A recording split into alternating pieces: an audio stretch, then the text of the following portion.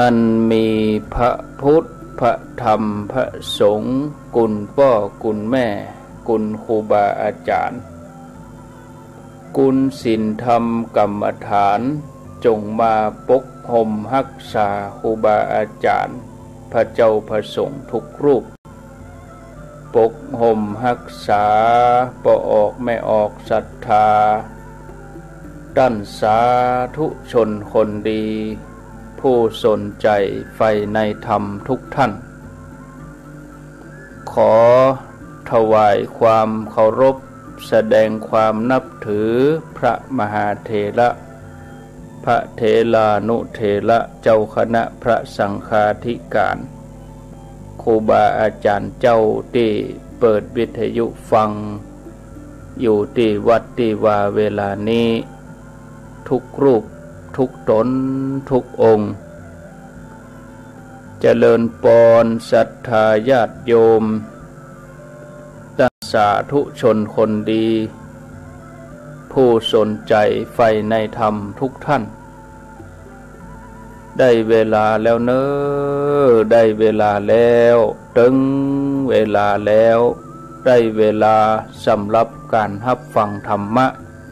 อันเป็นสาระประโยชน์ดังด้านพระพุทธศาสนา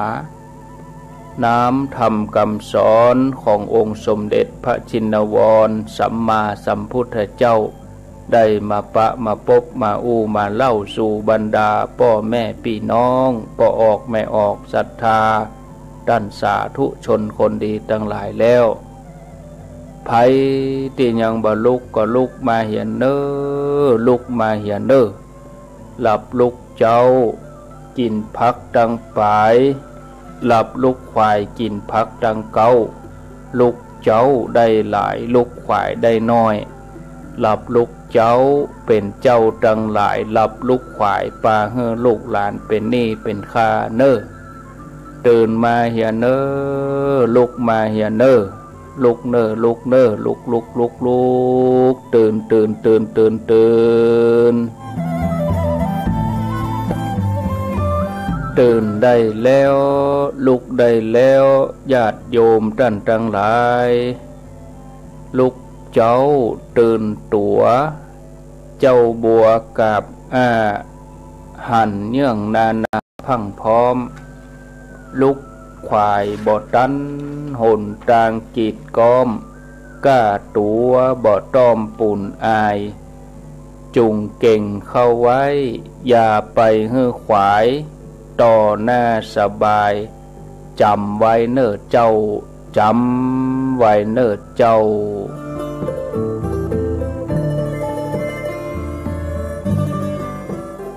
อรุณสวัสดิ์ธรรมะสวัสดีสวัสดียามเจ้าท่านผู้ฟังทั้งหลายยินดีต้อนรับ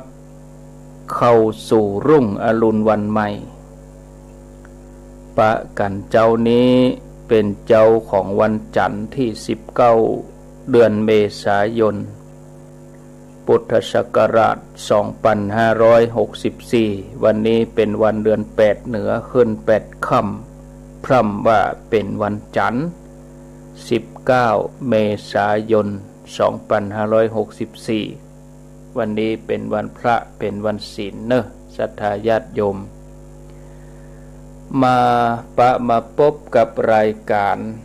เสียงธรรมแสงอรุณอยู่กับอาตมาภาพพระครูอภิวัฒนวิกรมวัดปากตังเจริญตำบลดอยหล่ออำเภอดอยหล่อจังหวัดเชียงใหม่เป็นผู้รับผิดชอบดำเนินรายการอยู่ด้วยกันในเวลาตีห้าเป็นต้นไปณที่สถานีวิทยุแห่งนี้หลายคลื่นหลายสถานีที่รับสัญญาณอยู่ FM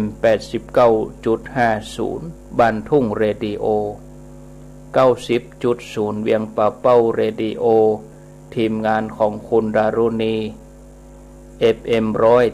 100.25 คณะสงฆ์อำเภอฝางวัดพระบาทอุดม มนต์เสียงธรรมวัดบุพาราม 106.25 วิทยุชุมชนคนเมืองลี้อำเภอลี้ 103.75 เสียงธรรมจากวัดจันทร์อำเภอกัลยาณิวัฒนา 103.50 วิทยุชุมชนคนนาน้อยอำเภอนาน้อยจังหวัดน่าน 91.50 สี่คำเรดิโออำเภอเวียงสาจังหวัดน่าน 92.50 เสียงใสเรดิโออำเภอต้าวังผา FM 100.75 แล้วก็ที่น่านฟ้าเรดิโอ 101.75 แดนดินทินละนา 103.50 อำเภอสันปะตองล้านนาเรดิโออำเภอศพปราบจังหวัดลำปาง 95.75 แล้วก็คลื่นพระพุทธศาสนาการศึกษาและวัฒนธรรมวัดฝายหินอำเภอเมืองเชียงใหม่ FM 104.50 สถานีวิทยุเพื่อการศึกษาและพัฒนาอาชีพ R Radio Network FM 103.0 วิทยาลัยสารพัดช่างลำปางแล้วก็คลื่น R Radio Network FM 99.50 วิทยาลัยเทคโนโลยีและการจัดการไฟฟ้าฝ่ายผลิตอำเภอแม่เมาะจังหวัดลำปางกฟผแม่เมาะลำปางโดยคุณอนุพงษ์ตาจีนะอนุโมทนาทุกท่านเนอะที่ติดตามรับฟังรายการหลายท่านก็ตื่นมาตั้งแต่ตี 3ฟังกันต่อเนื่องมาจนถึงเวลานี้ตี 5 กับ 15 นาทีคนเฮาเกิดมาพบหนึ่งจัดหนึ่งเพื่อสร้างบุญบารมีใบใจเกิดมาเพื่อจะเพลิดเพลินอยู่แต่ในโลกนี้ปล่อยให้ชีวิตผ่านไปวันหนึ่งเป้าหมายสูงสุดของการได้เกิดมาเป็นมนุษย์นั่นคือการได้เข้าถึงธรรมะขององค์พระสัมมาสัมพุทธเจ้าเข้าถึงมรรคผลพระนิพพานแต่มนุษย์เฮาส่วนใหญ่ก็ใจเวลาที่เสียไปกับการทำมาหากินหาทรัพย์มาหล่อเลี้ยงครอบครัวบางทีก็สนใจแต่เรื่องนอกตัวสนใจในเรื่องคนสัตว์สิ่งของนักกว่าเวลาที่เอามาใช้ประโยชน์ได้อย่างแท้จริงฉะนั้นเฮาก็เลือกเอาเวลาเนี้ยญาติโยมเวลาเมื่อเจ้าอย่างเงี้ยฟังรายการธรรมะเอาเป็นเวลาที่ให้เกิดประโยชน์โดยเฉพาะญาติโยมเขาทั้งหลายตื่นมาไหว้พระสวดมนต์เมื่อเจ้าปฏิบัติธรรมถือว่าเป็นภารกิจหลักเป็นแก่นแท้ของคนเฮาทุกคนชีวิตถูกชรานำไปเข้าไปสู่การพลัดพรากผู้ที่ถูกชรานำเข้าไปใกล้แล้วย่อมบ่มีอันยังต้านทานเมื่อคนได้เล็งหันภัยในการพลัดพรากนี้ควรที่จะทำบุญทั้งหลายอันจะนำความสุขมาให้ความสำรวมกายวาจาใจในโลกนี้ย่อมเป็นไปเพื่อความสุขแก่ผู้ที่ละโลกไปแล้วผู้สั่งสมบุญตั้งไว้เมื่อยังมีชีวิตอยู่ท่านผู้ฟังญาติโยมทั้งหลายสรรพสิ่งทั้งหลายในโลกนี้บ่ว่าจะเป็นคนเป็นสัตว์สิ่งของเมื่อเกิดขึ้นตั้งอยู่ในที่สุดก็จะต้องแตกสลายไปตามกาลเวลามนุษย์เฮาเกิดมาพร้อมกับความแก่ความเจ็บความตายเหมือนเห็ดที่ออกจากดินโผล่จากดินย่อมนำดินติดมาตัวยถ้าบ่ช่วยบ่ล้างดินก็ยังติดเห็ดอยู่นั่นไปชีวิตเฮาก็ถูกความชรามรณะครอบงำตลอดเวลาโดยที่เฮาบัดตันได้เฉลียวใจว่าตัวนี้คือศัตรูที่ลุกลานเป็นภัยเงียบยิ่งเมินไปนานวันบ่ว่าจะยืนเดินนั่งนอนเปลี่ยนอิริยาบถมันก็บักกระชับกระเฉงเหมือนเก่าเดิมอ่อนบางคนกลัวจะหู้ตัว อายุก็ล่วงเลยไปเลข7เลข8ญาติโยมทั้งหลายถ้ามนุษย์เฮามีอายุนักขึ้นพร้อมกับมีบุญบารมีที่แก่รอบนับว่าได้กำไรชีวิตหากแต่ว่ายิ่งแก่แล้วก็ยิ่งแก่บารมีอันเนี้ยดีที่สุดศรัทธาญาติโยมถ้าว่าบารมีความดียังอ่อนอยู่บ่ได้สั่งสมบุญกุศลไว้ปล่อยชีวิตให้ผ่านไปกับสิ่งที่ไร้สาระชีวิตก็มันก็ขาดทุนญาติโยมเป็นโมฆะบุรุษเมื่อเฮาฮู้อย่างอี้แล้วก็ขอให้ตั้งใจสั่งสมบุญกันเต็มที่จะได้ชื่อว่าเป็นผู้ที่ฉลาดบ่มีความประมาทในการดำเนินชีวิตสมัยเมื่อพระพุทธเจ้าพระองค์ประทับอยู่ที่วัดพระเชตวันใกล้พระนครสาวัตถีครั้งนั้นมีพราหมณ์ชรา2 คนอายุ100 พราหมณ์ถึง2 คนนี่ก็จวนกันไปเข้าเฝ้าพระพุทธเจ้าถึง2ก็กราบเรียนพระพุทธเจ้าว่าข้าแด่พระสมณโคดมผู้เจริญข้าพระองค์เป็นพราหมณ์ชราอายุ100 แต่ยังบ่ได้สร้างความดีบ่ได้ทำบุญกุศลอันเป็นที่เบิ่งในโลกหน้าไว้เลยขอพระองค์ทรงให้โอวาทคำสอนแก่ข้าพระองค์ด้วยเพื่อประโยชน์เพื่อความสุขแก่พวกข้าพระองค์ตลอดกาลพระพุทธเจ้าพระองค์ก็ทรงตรัสว่าดูก่อนพราหมณ์ที่แต่พวกท่านเป็นคนแก่เฒ่าชราล่วงกาลเวลาผ่านมาโดยลำดับจนอายุได้120 ปีนับตั้งแต่เกิดมาบ่ได้สร้างความดีบ่ได้ทำกุศลบ่ได้ทำกรรมอันเป็นที่เปิ้งแก่โลกหน้าดูก่อนท่านพราหมณ์โลกนี้ถูกชราพยาธิมรณะนำเข้าไปอยู่เมื่อชราพยาธิมรณะนำเข้าไปอยู่ความสำรวมทางกายวาจาใจย่อมเป็นที่ต้านทานเป็นที่เร้นภัยเป็นเกาะเป็นที่เปิ้งเป็นที่ยึดเหนี่ยวของท่านผู้ละโลกไปแล้วพราหมณ์ทั้ง2ฟังพระพุทธเจ้าเทศนาจบแล้วก็เกิดความเลื่อมใสศรัทธาตั้งใจมั่นในพระรัตนตรัยขออุปสมบทในพระพุทธศาสนาแต่เนื่องจากว่าพราหมณ์ทั้ง2แก่ชราบ่เหมาะแก่การบวชณจุดนี้บ่สามารถที่จะเอื้อต่อการบำเพ็ญข้อวัดปฏิบัตินักบวชให้สมบูรณ์ได้เพราะฉะนั้นพระองค์ก็ทรงให้พราหมณ์ทั้ง2สมทานตั้งอยู่ในศีล5ซึ่งเป็นสิ่งที่เหมาะแก่วัยของพราหมณ์ทั้ง2พราหมณ์ทั้ง2ต่างก็บ่ได้น้อยอกน้อยใจตั้งมั่นสมทานศีลบ่ด่างพร้อยตลอดชีวิตเมื่อละจากโลกไปแล้วพราหมณ์ทั้ง2ก็ได้ไปเกิดในสวรรค์ต่อมาพราหมณ์ทั้ง2คนนั้นก็ได้จวนกันมาเข้าเฝ้าพระพุทธเจ้าได้อภิวาทกราบทูลพระองค์ข้าแด่สมณโคดมผู้เจริญข้าพเจ้าเป็นพราหมณ์แก่เฒ่าที่ล่วงมัชฌิมวัยมาถึงปัจฉิมวัยอายุได้120 ปีเนื่องจากตอนที่ยังหนุ่มเป็นผู้ประมาทบ่ได้ทำความดีบ่ได้สร้างกุศลบ่ได้แปลงที่ป้องกันภัยขอสมณโคดมผู้เจริญให้โอวาทแก่ข้าพระองค์ทั้ง2ขอพระองค์พร่ำสอนสิ่งที่เป็นประโยชน์เพื่ออนุเคราะห์แก่ข้าพเจ้า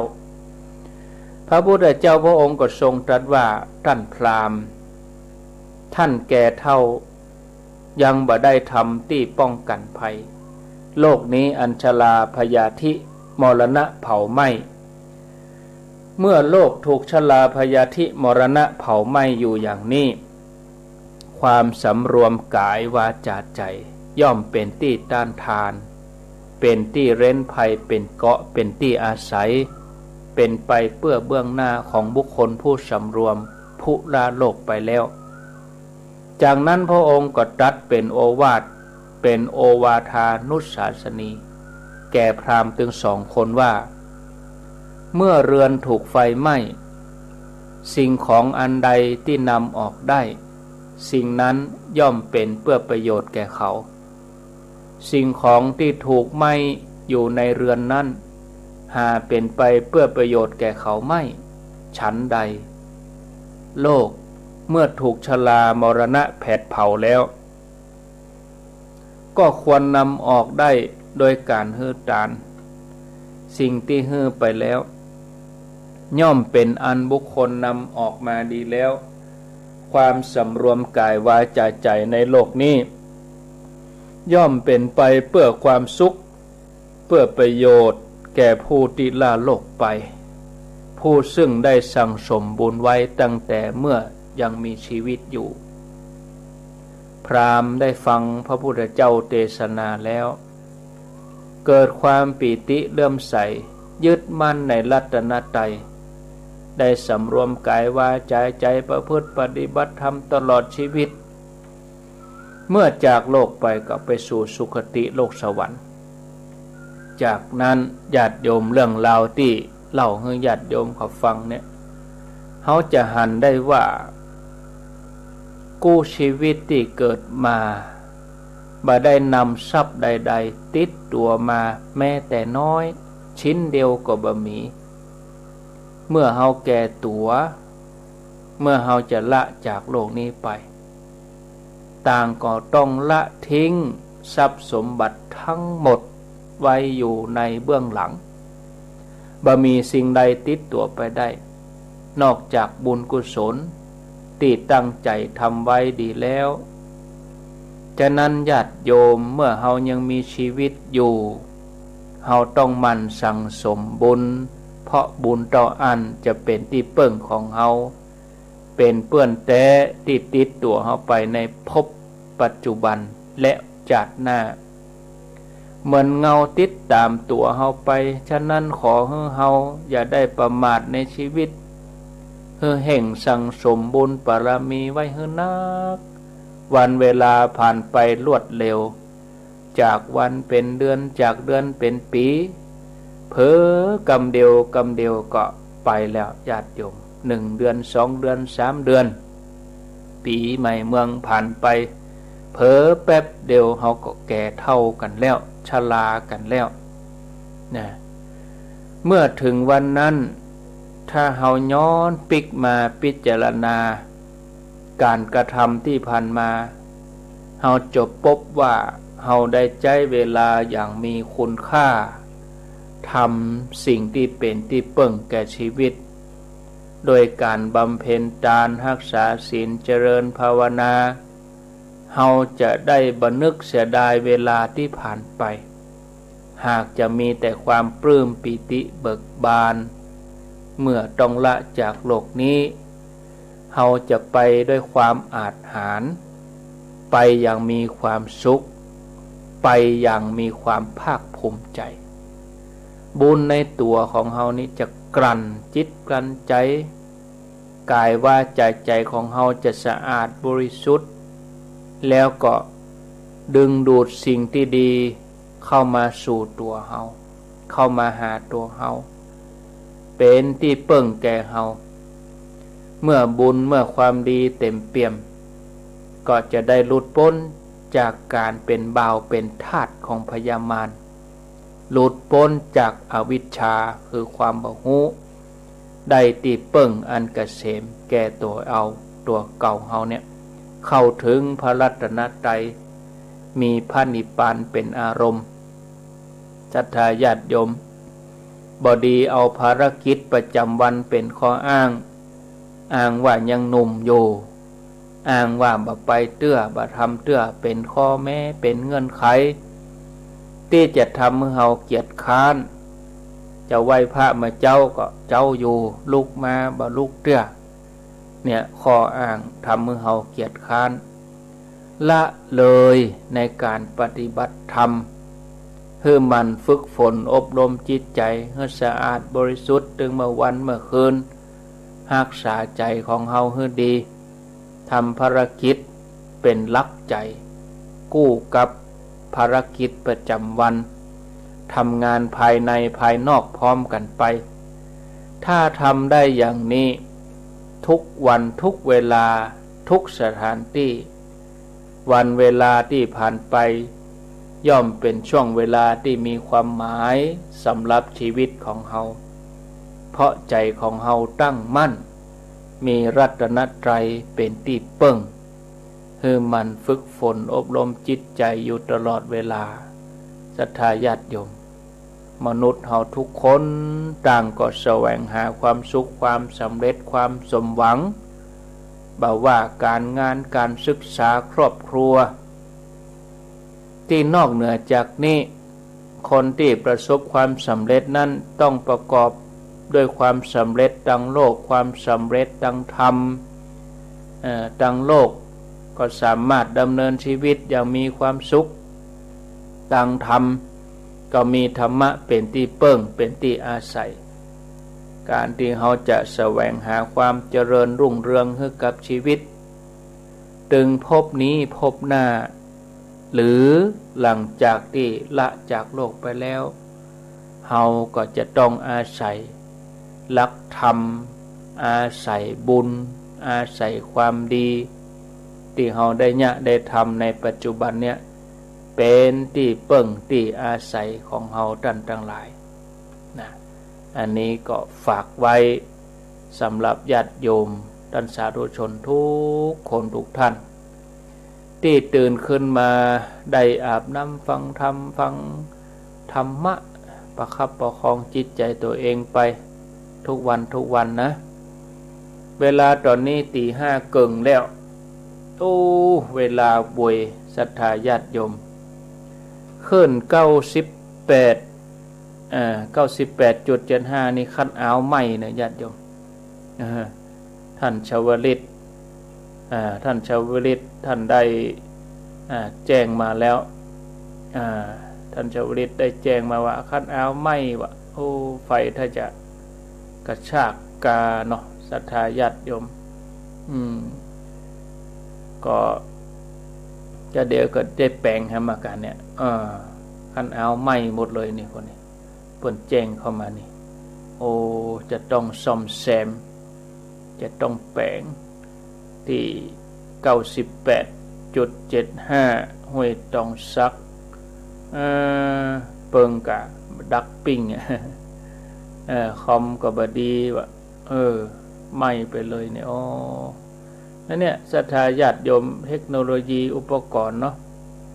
บางครั้งบางทีมันก็ปัญหามันถึงมีแก่เล็กๆน้อยๆดีกับบรรลุลามใหญ่โตไปถึงเครื่องทรงถ้าเครื่องทรงไหม้สภาพนี้แล้วจบข่าวไปเลยขันเอาไหม้ศรัทธาญาติโยมท่านทั้งหลายเนาะก็แปลงกันไปก็ว่ากันเดี๋ยวนี้เขาก็ฟังของเขานี่ไปก่อนเนาะแต่คนเฒ่าที่เพิ่นเคยฟังนะกันยังบ้านห้องเวียงหนองล่องเลยก็ดักปิ้งกันเนอะ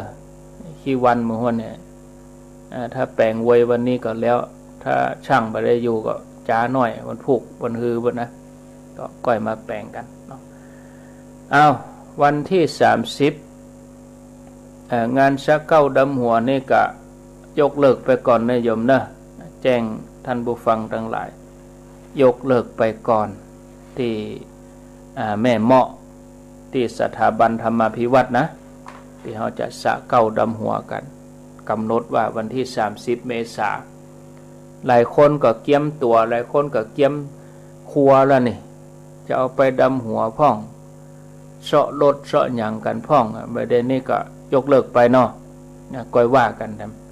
ก็บ่แน่นะศรัทธาญาติโยมพอสถานการณ์แล้วนะเฮาก็บ่ดีฝืนนะค ำสั่งเปิ้นออกมาระเบียบบ้านเมืองเปิ้นออกมาโดยเฉพาะเชียงใหม่เขาเนี่ยได้สีแดงเติ้นเวิ้นละขึ้นแท่นละได้ที่2ของประเทศละปันป่าย2ปันแล้วก็โรคภัยไข้เจ็บมันหยุดทุกอย่างแต่นะหยุดหมดทุกอย่างเลยการกินการทานแต่ถ้าเขามีรายการมามีธรรมะให้ฟังนี่จะมอกใดนี่ญาติโยมญาติโยมจะง่อมเงาตัวใดมาหูนี่โอ้อันนี้นับว่ายังโชคดีนะยังได้ฟังธรรมะกันอยู่นะเนาะโอ้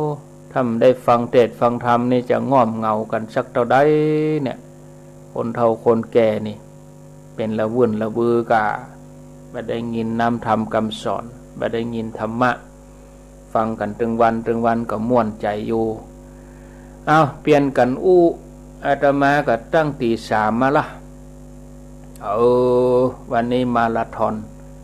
ตั้งตี 3มาแล้วแต่ก็ม่วนอยู่นะม่วนใจอยู่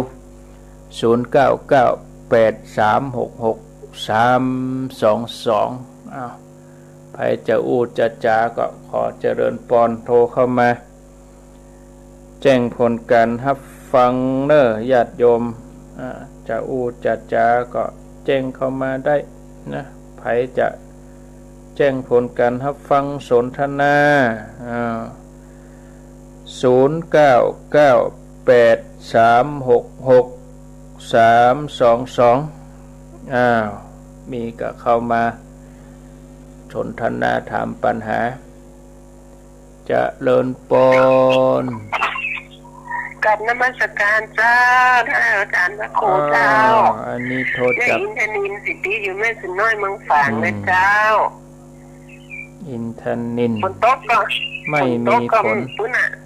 ไม่มีฝนเลยอันนี้ฝนมันใสๆกำกันยังกันเย็นดีเจ้ามันมีเลยเนี่ยตั้งแต่เย็นดีเจ้าให้กำลังใจนะเจ้าท่านรักษาสุขภาพปีใหม่นะขอท่านสุขภาพแข็งแรงเน้อเจ้าการนมัสการเจ้าสาธุเจ้าเจริญพรไหว้จ้าเจ้าอยู่ที่ไหนตั้งใดเรียนประการนะจังเรื่องใจอายุเลิกต้องพูดเนี่ยก็เอาเตียนหักสังมันดำหูเนี่ยเอาไปทำบุญเตียนสถานีน่านเนาะก็ย่ำได้พิจารณาเถอะเนาะเจ้าถามกันก่อนเดี๋ยวจะถามกันพอก่อนแล้วแต่สมัครใจนะคะแล้วแต่จะสมัครแล้วแต่จะทำไปก็ตามเจตนาไผมันเจ้าอะไรก็ได้ช่วยกันไปจะไปได้ลุ่มเนอสถานีขึ้นสีขาวธรรมะเอานะคนเท่าจะงอมเมืองน่านนี่ดักปิ้งไปเลยเมืองน่านก็ขยันนี่จำเป็นได้ขยันเสาะมาเสาะป่ามาเนี่ยเพราะขยันทำงานดักแทบเจ้าว่าเจ้าสายต่อไปเจริญปนไว้สาครับท่านครับมาแล้วถึงก็มาพอดีจำแล้วพังฟังแล้วก็เมษานี่พังนอนมันฝนตกฟ้าห้องก็ให้รับครับแล้วเมษานี่ก็จะไม่ได้ฟังแล้วนะครับแล้วไม่ได้ฟังเต็มเม็ดเต็มฝนครับแล้วก็เข้าใจว่าที่นี่เข้าใจก็มันจะว่าได้ฟังเป็นเม็ดเป็นฝนนะครับเข้าใจครับเข้าใจว่าได้ครับเข้าใจดีฟังง่ายนั่นจำได้ง่ายก็ปฏิวัติตามเขาสอนที่เขาครูผมก็ถึงว่าอันนี้เข้าใจคนละอย่าง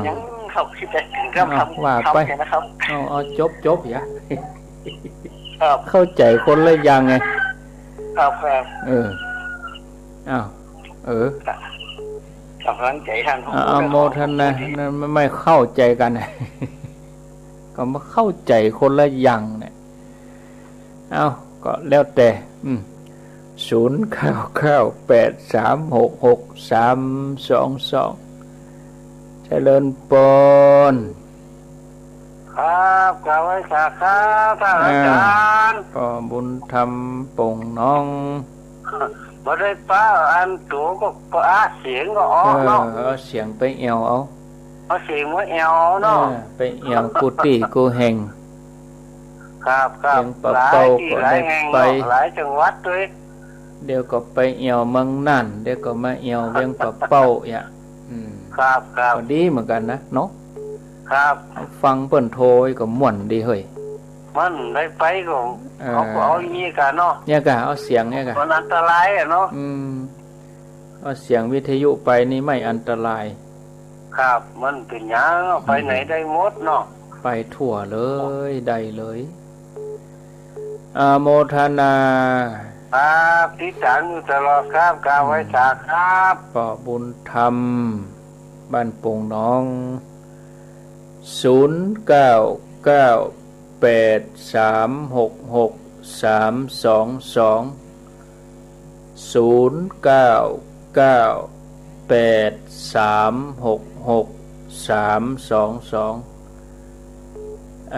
เจริญปน ว่าสาเจ้า โทษจากดังใด ต้องจะจับบนดอยเจ้า โอ้บนดอยแม่บัวเขียว แม่เรา ห้วยชมปล่อยเนาะ เดี๋ยวนี้ เสียงเบาอะแม่บัวเขียวอะ เราว่าเที่ยวมาเนี่ย โอ้ดังแหมน้อยกะ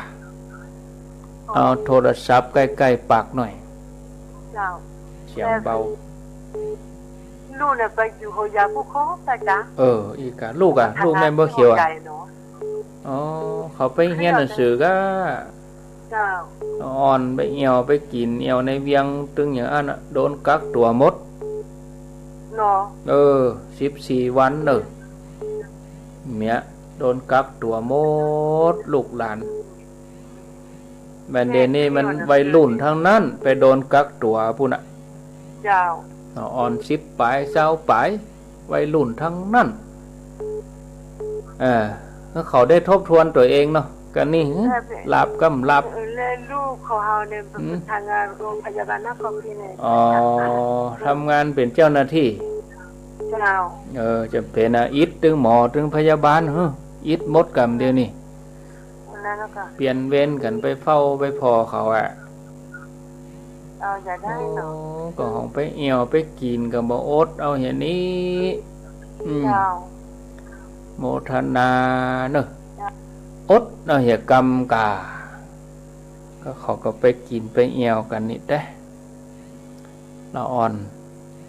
ที่ไปกักตัวนะวัยรุ่นทั้งนั้นเนาะ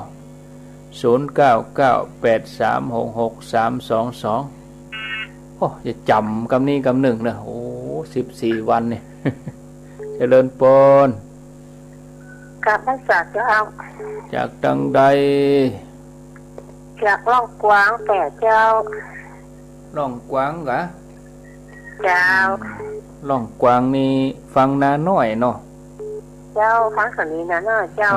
ล่องกวางเมืองแปะ แต่พอได้ครั้งจะเปิดแล้วเนาะ สิ้นเมษากันถ้าช่วยกันก็ได้ฟังนะกะก็เดี๋ยวหาวิธีก่อนวันพูกก็จะว่าวันพูกก็จะมาออกหาทางออกก่อน ถ้าพอได้ฟังแต่จะงอมถ้าเปิดกันนี่ ก็นั่นกะก็หอมกับคนถึงอำเภอคน100 200คน10คน20มันก็ป้นไปกะมันก็แล้วไปกะ เจ้า นาน้อยถึงอำเภอนาน้อยแต่ไม่น้อยน้ำใจจะไปเฮือน้อยตามชื่อกะนาน้อยแต่ยิ่งใหญ่อีกะ เจ้า โมทนาเนอะ เจ้า ตั้งวันพูกไปก็จะจัดรายการพิเศษท่านอาจารย์วิศวัตเปิ้นบอกเปิ้นแนะนำจัดรายการพิเศษช่วยกันเจริญปน ครับภาษาครับท่าน จากดังใด จากโรงงานครับ ดงหาดนาคฟังเคลื่อนอย่างนี่ นี่ฟังเทคนิคครับวันนี้ก็แต่ อันค่าเอาไม้ไฟฟ้าไม้เนอะ ครับ ไม่ต้องซักนี่ค่าเอาไม้แล้วอัน ออกได้ครับออกได้ก่อนเดียวครับ ออก ได้ก่อนเดียวก็ดับไปเลยครับ ออกเมื่อใดออก 5 โมงแต่นะครับ ออกตะเกียครับโอ้กี้นะครับไฟข้าเอาไม้ช็อตไปเลยครับไฟกระชากแล้วก็มันนั้นฟ้าแม่ฟ้าห้องอีกกับไฟมันโหลดแล้วมันมากำเดียวบุ๊บเลยกะเวลาไฟฟ้าผ่านี่นะฟ้าผ่านี่มันมาทางไฟเฮ้ยบุ๊บควันจุ้งเวลาฟ้าห้องนี่ต้องปิดทันทีครับมันไม่ฟังเฟซบุ๊กอนุโมทนาครับสาธุหน้าบุญมาลงเครื่องทรงถ้าเครื่องทรงให้มันขึ้นกล้องขึ้นมองขึ้นแสบนเจ้าเจ้าอันนี้ตึงแน่นอนไม่ลบเขานี่เจ้าไม่ลบบันติ้วบันติ้วมันติ้วลงปานเอาว่าไปเลยไม่ลบจะว่าจะได้ฝนตกก็ห้องกันให้พูดไปฝนไปล้มก็เจ้ามีฝนมีลมฟ้าเป่งฟ้าใสฝนบ่ตกสักเม็ดฟ้าก็บ่ห้องที่ปุ่นตกกะบ้านเศรษฐมาฝนตกเนอะฝนตกตะวันก็ดีกะตกมาก็จุ่มเย็นก็ดีนะกะเจ้าดูแลตัวเก่าของเนอะแน่น้องก็ดูแลตลอดเลยมาเจ็บบ่เป็นยังบ่เมื่อยบ่ไข้บ่ท่ากลัวนะจ้องไปไหนเนาะตอนได้ออกมานอกจ้องไปไหนย้ายอยู่บ้านนี่ละก็ไปไปเลยก็ไปเมืองปานแล้วก็ไปล้มเดียวนี่น่าเอาเสียงไปเนาะเอาเสียงไปนะกาน่ากะเอาเสียงม้ามเป็นหยังถ้าตัวม้ามได้จะกักที่ชีวันเจ้าลูกไหนมาเชียงใหม่ยานะอีเจ้าลูกเชียงใหม่มายานะอียามาคนจังใหม่กับยามาคนจังปันกับยาไปเนาะได้ไปไหนเตี่ยโอ๊ตเอาเจ้าอยู่ดีมีสุขสายต่อไป0998366322เจริญปนสาหัสพระครูเจ้าจากเลี้ยงจานานมันเลี้ยงสงสารกันเจ้าได้เลี้ยงเอาจ้ะฟังสีคำเนาะจ้าอยู่ดีมีสุขจ้าสีคำเรดิโอขอบคุณผู้ใหญ่หนุ่มนาเหลืองนอกเจริญปนคณะบัดนี้เนาะฟังสถานีเวียงสาเพกานี่สีคำดีโอเจ้าสีคำพดไปเพียวบ้านหยังอยู่บ้านหยังแม่อยู่บ้านผาสิงห์เมืองจังหวัดน่านเจ้าไก่จากนาเหลืองไปไก่ก็ฮะไก่เจ้าไก่ชาวโลถึงเหรอเจ้ากว่าเจ้ากว่ากันกะติดตามกันมาเมินละกะฟังรายการเมินแล้วท่านพระครูกลางคืนก็ฟังแต่โทรบ่ติดเจ้าท่านเมื่อคืนนี่ก็ฟังของดารุณีเนาะเจ้าฮู้ตีแล้วเนาะคุณดารุณีก็ฟังคืนนี้แจ่มท่านพระครูแจ่มดีก็พยายามโทรหาเปิ้นเหมือนกันแต่มันบ่ติดแม่เจ้านี่ก็ได้ฟังมาแรงก็ได้ฟังเจ้าตอนเจ้าก็ฟังม่วนเนาะฟังทุกวันม่วนใจทุกคืนเนี่ยเจ้าท่านเมืองน่านเปิ้นว่าฟังแล้วเหมาะอีน่ะเจ้าฟังเหมาะเจ้าฟังอันมีวิทยุคนเขียงเลยค่ะโอ้โหบนเขียงลุมเขียงเวลามันจับดีเนาะเจ้ามาก็ได้ออนเพิ่นเอาเขียงหนึ่งเจ้าก็เอาเขียงหนึ่งเข้าแล้วก็วันนี้ทุกมดแล้วล่ะท่านดูต่างฟังเนาะเจ้านอนฟังเลยกับนี่ละยินดีเนอะไปซื้อก็เข้ายินดีหนักเนอะเจ้าท่านตอนนี้ไปไหนบ่ได้เนาะมันนานก็ระบาดเอาวิทยุเป็นกู้กะเจ้าท่านว่าจะได้ก็เมษานี่อันนี้ปุ้นของนาน้อยปุ้นอย่าเฉพาะตีนาน้อยปุ้นบ่ได้นี้4คืนนั้น100ทีจะฟังได้อยู่กะ อันนี้ได้อยู่ที่หน้าเหลืองนี่ได้อยู่เจ้าคือ104เนาะแล้ว104นี่มีปัญหาเจ้าอันนี้ปุ่นทราบบ่ได้ฟังนี่จะงอมขนาด91ปุ่นบ่ได้กา91ปุ่นบ่ได้เจ้าเฉพาะนาน้อยเจ้านาหมื่นปุ่นบ่ได้เนอะเจ้าโมทนาเจริญปนโทษจากที่ไหนเราสันปิงเจ้าเราสันปิงฟังสถานีได้103แดนดินถิ่นล้านนานี่กะโอ้ดีกะสะดวกดูต่างฟังเนาะลูกเจ้าเหมือนกันก็เนี่ยตื่นตั้งตี3ตี4แล้วก็ฟังแล้วมันตี3โอ้เราสันปิงยินดีเนอเจ้าอยู่ดีมีสุข0998366322แม่สวยมาเตื้อวังเหนือก็ได้เหียสายเนาะเบียงเป่าก็มาเหียรายหนึ่งเจริญปนแม่แจมดักปิ้งก่อยกับนมัสการค่ะอยู่ที่ไหนวัดจันทร์เจ้าวัดจันทร์มาแล้ววัดจันทร์นี่ผู้ติดเชื้อมี0ว่ะเอาเข้าท่าดีสาธุเบิ่นมีนะปลอดภัยว่ะไม่มีผู้ติดว่ะเป็น0อีกว่ะได้อยู่สีขาวเพิ่นนะเพิ่นอยู่ของเพิ่นเนี่ยอันม่วนกาวัดจันทร์นี่ถึงบริสุทธิ์แต่เนอะว่าคนนอกห้ามเข้าคนในเข้าคนในฮะหมอคนนอกแล้วอ่อนลูกหลานเขาก็มาได้ปิกเตือนเนาะเจ้าเป็นเฮือปิกเตือนหรอเป็นกำลังใจให้ท่านเด้อฟังสุวรรณเจ้าข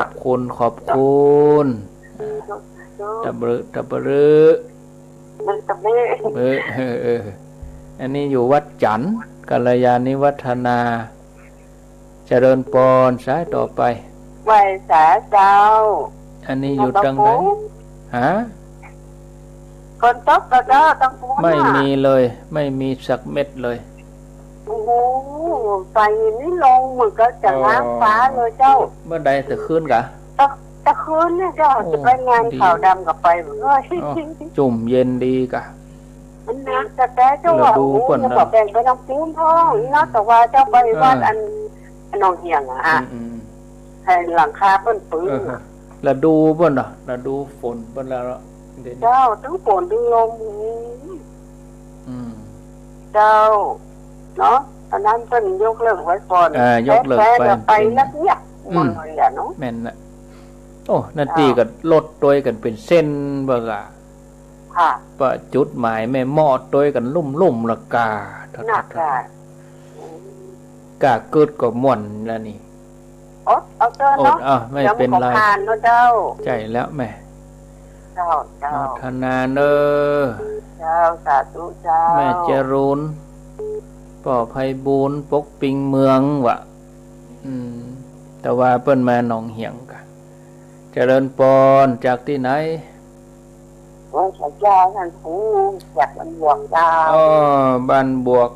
จากในเวียงเชียงใหม่ก็สดไปเมืองลี้ว่าจะได้พี่น้องเมืองลี้ยกเลิกงดหยุดก่อนกะหยุดก่อนหยุดย่างก่อนเนาะเคารพกฎระเบียบเปิ้นนะกฎระเบียบเปิ้นเคารพกฎระเบียบเปิ้นโมทนาสาธุเจริญปนดีมีสุขบ้านบวกเมืองลี้จากเมืองลี้ไปไหนแถมเจริญปนอยู่ที่ไหนมีคำนำบันประจันนะจ๊ะประจันเวียงปะเป้า จากเมืองลี้พดไปปัจจันทร์ มาซ้อบ้านเฮาแต่ มันได้ไปอ่ะเอาเสียงไปกัน บ้านเฮาตีว่ารีโมทใหม่สิขึ้นเงินมาเยอะได้อ่ะไปกักตัวหามะ จังน่ะกะ เว้ยได้ไปอ่ะ จ้า โมทนาไปไม่ได้แล้ว ไปก็โดนกักตัวอีกได้ไปอ่ะเจริญปน จากไปสาเจ้าจากอินทขินไม่แต่ง อ๋อ เจ้า อินทขินแม่แต่งฟัง104กันแม่ เจ้าได้สี่เจ้า ชัดดีก็หา ฟังชัดเจน ชัด ดีแล้ว เจน เจ้า ดีตื่นเจ้าเหมือนกันเนาะ เจ้าฟังตั้งแต่ตี 3แล้ว โอ้ขอบคุณได้เป็นกู้เป็นกิมกันเนอะ เจ้า นอนฟังหม่อยรับไปผ่องเนาะ รับไปคล้องหมดแล้ว ก็ไม่เป็นหยังอันที่เขารับอันเอาวิทยุเปิดเหมือนเขานั่งอู้กันได้ เจ้าเจ้า แต่มามีหั่นเตื้อเสียบหูฟังแล้วคลื่นมันไหลไปจับใส่อันที่เปิดอันอาจารย์ยอดเรื่องผีปะโทษ พอเราไปเลยสะดุ้งตื่น ตัดอาจารย์ยอดเล่าเรื่องผีนอน ตกใจเนาะ ตกใจเอาฟังนะเขาฟังไปนะยินดีเนอะ เจ้าภาษาเจ้า ก็เลยระยะหลังนี่ก็เลยเปิดธรรมะหลวงปู่ทอง เวลานอนนะญาติโยมมีซีดีมีอย่างธรรมะเวลาเขานอนเขาเปิดกู้ไปโอ้อาตมาเปิดเข้าท่าดีฟังบรรยายธรรมเนาะฟังธรรมะตัวเองนะเขาเปิดเขาหม่อยรับไปมันไปเลยจิตเขาไปตัวนั้นเลยเข้าท่าดีอิ่มจิตมันอิ่มดิถ้าเปิดทีวีละนี่ยุ่งเนอะทีวีบางทีมันเอาอย่างหุมาออกโฆษณาก็ข่าวก็อย่างว่าจิตเรามันไปมันเตลิดเปิดเปิงหูมันไปอยู่อะ0998366322เจริญปน เจ้าวัดเจ้าท่านพระครู อันนี้แสนพรม เจ้าฟังธรรมะตีแสง ทุ่งปีอันนี้ดูต่างฟังกา เจ้าถ้ามีธรรมะนี่นักแก่เนื้อทะลุที่แม่เด่นเนาะโหดหูห่อเหี่ยวจิตใจเนาะ เจ้าแม่นละเจ้า แม่เขาดีกาดูต่างฟังอะตีอันหงงัวฮะน่ะยาวเลยอ่ะโอ้เจ้ายาวแต่ละกันตีแสงเดี๋ยวหมดแต่ ลุงดมแหม ก็มีคุณนี่นักแก่เจ้าฟังได้ของลุงดมก็ได้อ่ะเนาะ เจ้าเจ้าจะตุกันดีมีสุขสาธุเนอเอาแถม4 นาทีอยู่ด้วยกันไป เวลาเรารอเนี่ยมันเมินอะอาตมาพอ4 นาทีเนี่ยสีจะเมินแต่เมินว่านะเพราะเขานั่งตั้งแต่ตี 3แล้วด้วยข้างแหม4 นาทีสุดท้าย4 เมินเนี่ยเบอร์เนี่ยโอ้4 เมินทุกแต่ถ้าเขาจัดตี 5ตรงเนี่ยมันเวยนะเวลาเวยเจริญปนเจ้าไว้สาเจ้าอาจารย์ห้วยโถกเจ้าไม่ดินเจ้าว่าจะได้เดี๋ยวแค่ม่วงนะได้อาจารย์ได้ธรรมดาไปไหนก็ไม่ได้ไปถึงแง่เนี่ยถึงดูจ้างแง่ไปจะได้ก็ไม่ได้ไปรูปเดี๋ยวนี้นะอดเอาเนาะแล้วก็นี่จะไปทางหัวกันแทนก่อนได้ยกเลิกหมดเนาะยกเลิกไปแล้วมาตรการมันจะได้ฟังเพื่อห้องอันแรกจ้าเพิ่นก็เข้มข้นไปกับว่าหมู่เฮามันอยู่กับตีบ้านธรรมะอยู่บ้านแต่ละนี่ล่ะตรงวันนี้เอาธรรมะเนี่ยค่ะนะครับเป็นที่เปิ้นที่จ้ามันตึงวันน้ำได้โทรจำอะไรไม่เป็นไรเนี่ยบ้างเนี่ยนะเจ้าแต่ละเสื้อมาได้โทรนี่มาได้ใครม่วนแท้เดี๋ยวนี้นะจ้าอย่างไรเดี๋ยวในบ้านแม่สัมภาษณ์เดี๋ยวนี้แล้วผู้นี่จักส่วนจักลายเขาออกไปเนี่ยการตามมีหมดกับเชียงใหม่สำนักเอาธรรมะเอาอย่างนี้คนที่คนใจเอาที่เพื่อนที่จ้านะกันเนาะอาจารย์เนาะอยากกะแม่นละเจ้าฟังอยู่นะเจ้าอยู่ดีมีสุขสาธุโห ห้อยโถกบันหงป่าปูบันหงเจริญปอนเจ้าโทษจากดังใดโทษจากที่ไหนโทษจากบ่อน้ำมันเจ้าอ๋อบ่อน้ำมันฝางเจ้าจากบันหงฟังแล้วชุ่มอกชุ่มใจเจ้าจากบันหงสดไปปุ่นบ่อน้ำมันเบิ่งก่อนดูแต่ยินดีมันต้องมาฟังแล้วข้าวก็ต้องมาฟังธรรมะเจ้าฟังธรรมะนี่เนาะเจ้าดีกะชุ่มอกชุ่มใจฟังเจ้ายินดีเนอะเจ้าไว้สาเจ้าเอาละได้ลากันก่อนท่านบาครูบุญมายุนอินดูเนอะเจริญปอนสุดท้ายเจ้าท่านพ่อครูจากที่ไหนสั่นกำแพงเจ้าฟังชัดดีติดตามตลอดเนาะค่ะติดตามตลอดค่ะโอ้ยินดีเป็นกำลังใจท่านพ่อครูนะคะอยู่ดีมีสุขเนอะกราบไว้สาเจ้าสาธุสันกำแพงสุดท้ายลาไปก่อนเนอะญาติโยมท่านพระครูเปิ่นมาท่านี่แล้วปะกันให้ใหม่บึดแมลงบ่าย 3 โมงอายุวันโนสุขังปะ